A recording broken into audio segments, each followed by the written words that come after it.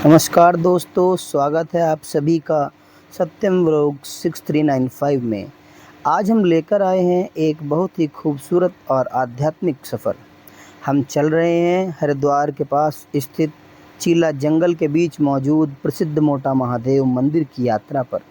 यह सफ़र सिर्फ एक मंदिर तक पहुंचने का नहीं, बल्कि प्रकृति की खूबसूरती और भगवान शिव की भक्ति को महसूस करने का भी है।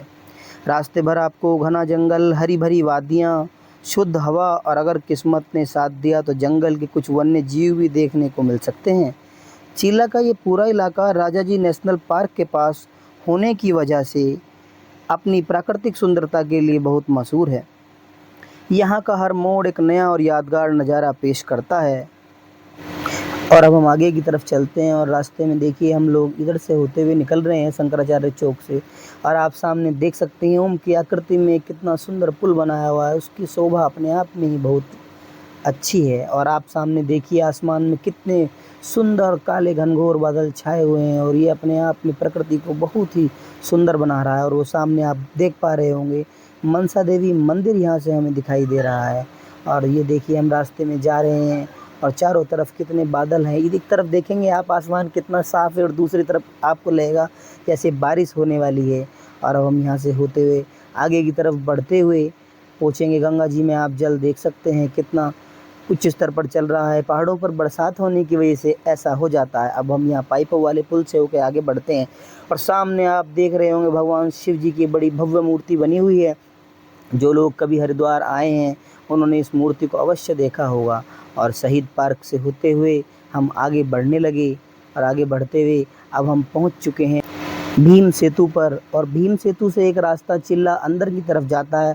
हम लोग इसी रास्ते से अंदर जाएंगे और आगे हम इसी रास्ते से अंदर जा कर के अंदर जंगल में रास्ता मिल जाता है तो हम इसी रास्ते से चलते हैं। चलिए। और यहाँ पहुँचने पर देखिए हमें क्या मिलता है देखने को कि ये रास्ता बंद है और हमें यहाँ से आगे नहीं जाने दिया जाएगा।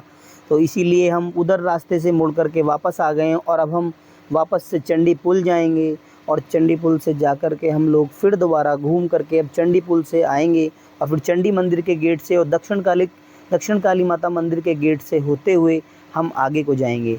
और अब हम पहुँच चुके हैं चंडी देवी मंदिर वाले रास्ते की तरफ। और यहाँ से आगे बढ़ते हुए अब हम देखिए आ चुके हैं चंडी देवी मंदिर के सामने जो वन विभाग की चौकी है। हम इस चौकी पे आ चुके हैं और अब हम इस चौकी को पार करके बढ़ रहे हैं आगे।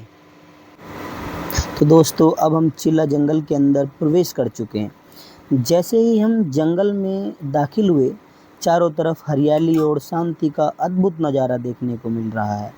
यहाँ की साफ़ हवा और पौधों की खुशबू एक अलग ही सुकून का एहसास कराती है। यह पूरा क्षेत्र राजाजी टाइगर रिजर्व का हिस्सा है और अपनी समृद्ध वन्य जीव संपदा के लिए जाना जाता है। अगर किस्मत साथ दे तो यहाँ हाथी, हिरण, सांभर, मोर और कई प्रजातियों के पक्षी भी देखने को मिल सकते हैं। इसलिए यहाँ गाड़ी धीरे चलाएं और प्रकृति का सम्मान करना बहुत ज़रूरी होता है।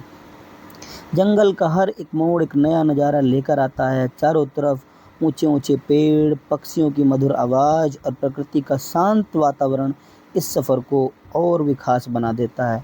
आइए देखते हैं आगे हमें इस खूबसूरत जंगल में क्या क्या देखने को मिलता है।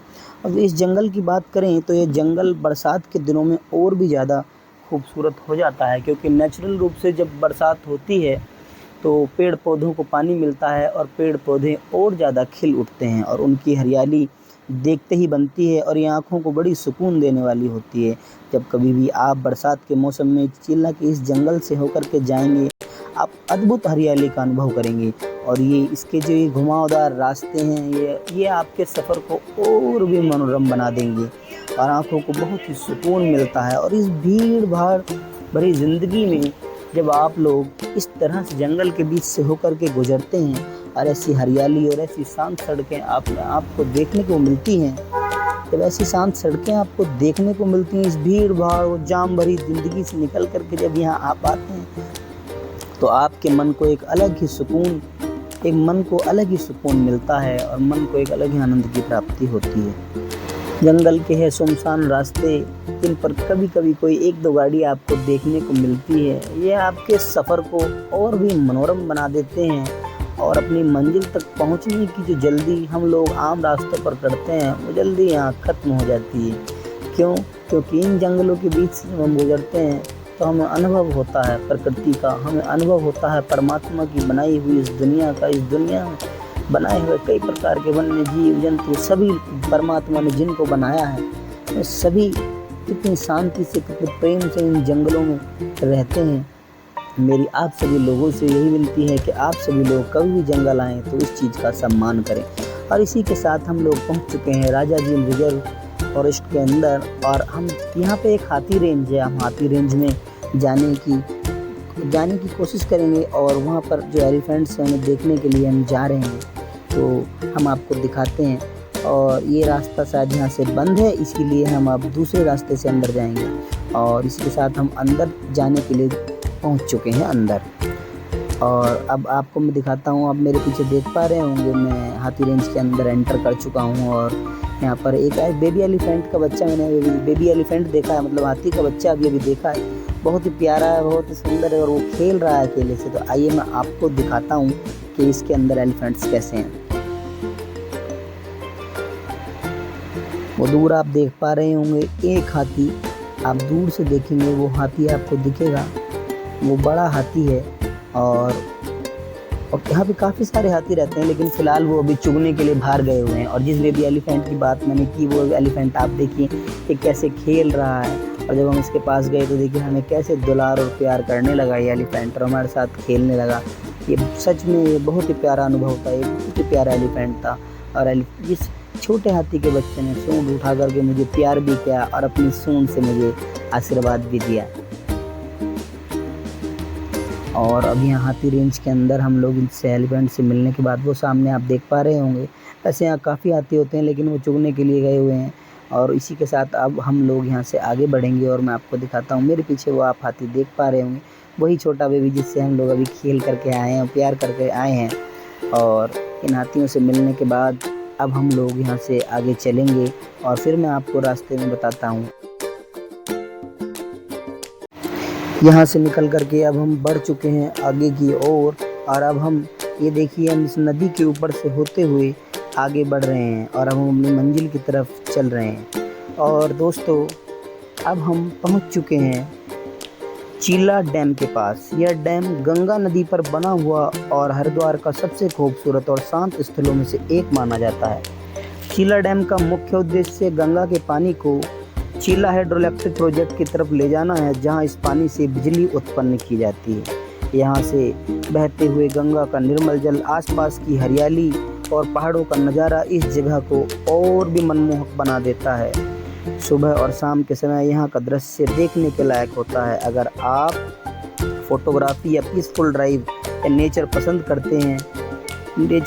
करते हैं तो चीला डैम एक बेहतरीन जगह है। यह पूरा इलाका राजा जी टाइगर रिजर्व के पास होने की वजह से प्रकृति और वन्य जीवों के लिए काफ़ी मशहूर है।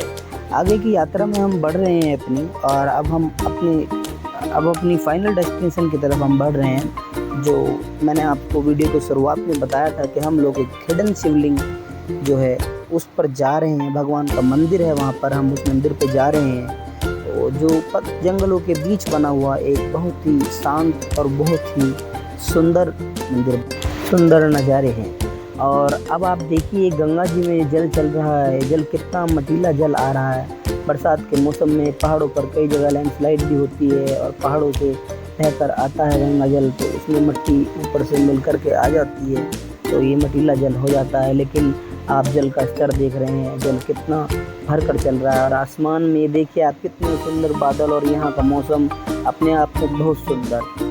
और ये हमारी किस्मत देखिए आप भगवान भोलेनाथ के आशीर्वाद से। मैंने आपसे शुरू में कहा था कि प्राकृतिक वन्य जीव और भी देखने को मिल सकते हैं, और आप देख सकते हैं कितने सारे हिरण, बारहसिंगा और सांभर आपको यहाँ देखने को मिल सकते हैं। और वो झुंड बना करके, अपना एक झुंड बना करके घास चुगने के लिए नदी के किनारे आए हुए हैं। और उन अपने आप में ही कितना सुंदर दृश्य है जो आँखों को सुकून देने वाला है।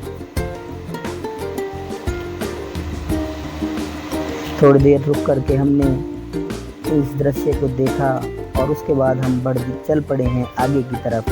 और अब हम आगे चल रहे हैं और अपनी फाइनल डेस्टिनेशन की तरफ बढ़ रहे हैं और इसी के साथ हम रास्ते में हैं और हम आगे बढ़ते हुए।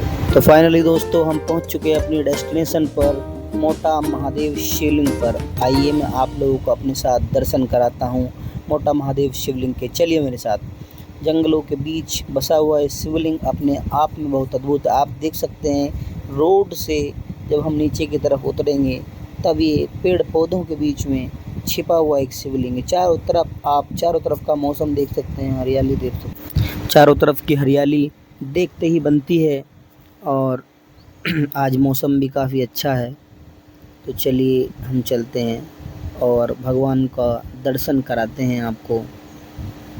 और इसी के साथ हम शिवलिंग के समक्ष पहुंच चुके हैं। जय। जिस शिवलिंग का मैंने आपसे जिक्र किया था, हिडन शिवलिंग का, मैं उसके पास पहुंच चुका हूं। इस समय मैं बाबा भोलेनाथ के पवित्र शिवलिंग के सामने बैठा हूं। यहाँ की शांति, ठंडी हवा और चारों ओर फैली हरियाली मन को एक अलग ही सुकून देती है। ऐसा लगता है जैसे प्रकृति स्वयं महादेव की आराधना कर रही हो। कहा जाता है कि भगवान शिव अपने भक्तों को सच्चे मन से की गई प्रार्थना अवश्य सुनते हैं। इसीलिए अगर आप कभी इस पावन स्थान पर आएं तो कुछ पल शांत होकर के बैठिए, आंखें बंद कीजिए और ओम नमः शिवाय का जाप कीजिए। यकीन मानिए आपका सारा तनाव दूर हो जाएगा और भीतर एक नई ऊर्जा का अनुभव होगा। और इसी के साथ मैं मोटा महादेव जी के दर्शन करके अब यहाँ से चलता हूँ। और भगवान इस शिवलिंग को मोटा महादेव के नाम से जाना जाता है और ये जंगलों के बीच एक हिडन रूप से, मैं इसे कहूँगा कि एक छुपी हुई शिवलिंग है। ज़्यादा लोगों का आना जाना यहाँ पर नहीं है। कभी आप आना चाहें तो चीला के जंगल के अंदर ये शिवलिंग, चीला का जो डैम है, जो उससे थोड़ा सा आगे जब आप चलेंगे तो ये आपके लेफ़्ट हैंड साइड पर आपको देखने को मिल जाएगी। तो यहाँ ज़रूर आएँ। और इसी के साथ जय मोटा महादेव। और यहाँ दर्शन करने के बाद अब हम आगे बढ़े और ये देखिए श्री हनुमान जी महाराज विद्यमान हैं यहाँ पर। और यहाँ पर एक मैंने वेंटिलेशन जैसा कुछ बना हुआ देखा तो मुझे लगा आगे बढ़कर देखना चाहिए। जब मैं आगे बढ़ा तो मैंने देखा यहाँ पर एक कुंड बना हुआ है और जो वेंटिलेशन आप देख रहे थे उस वेंटिलेशन के नीचे जब हम देख रहे हैं तो इधर एक ज़मीन के अंदर अंडरग्राउंड एक रूम बनाया गया जिसका मुंह अभी इन कुर्सियों से बंद कर दिया गया है। शायद बरसात की वजह से ऐसा किया गया होगा। बरसात के मौसम में अक्सर इसे बंद कर देते होंगे, महाराज जी लोग यहाँ पर चले जाते होंगे। और इसी के साथ अब हम यहाँ से आगे बढ़ते हैं और मंदिर के आसपास का नज़ारा बहुत ही अद्भुत है और चारों तरफ मंदिर अपने चारों तरफ हरियाली से घिरा हुआ है। चारों तरफ आप देखेंगे घने जंगल से मंदिर घिरा हुआ है। मंदिर के चारों तरफ बड़े बड़े पेड़ और यहाँ पे काफ़ी जानवरों की आवाज़ें आ रही हैं, जो मोर वगैरह इस तरह के कई प्रवासी पक्षी भी यहाँ पर बरसात के मौसम में आते हैं। और यहाँ से अब हम लोग अपने घर की ओर प्रस्थान करेंगे। तो गाइस फाइनली अब हमने कर लिए दर्शन भगवान मोटा महादेव के और अब हम यहाँ से अपने घर की ओर प्रस्थान करेंगे क्योंकि मौसम भी ख़राब होने को है। तो गाइस प्लीज़ मेरी वीडियो को लाइक शेयर सब्सक्राइब ज़रूर करें मेरे चैनल को और भगवान भोलेनाथ के नाम की हाजिरी मेरे वीडियो के कमेंट्स में ज़रूर, जो लोग भी बाबा भोलेनाथ पर विश्वास करते हैं या भगवान भोलेनाथ को मानते हैं, मेरे कमेंट्स में एक बार जा कर के ज़रूर जय भोलेनाथ लिखें। जय जय भोले।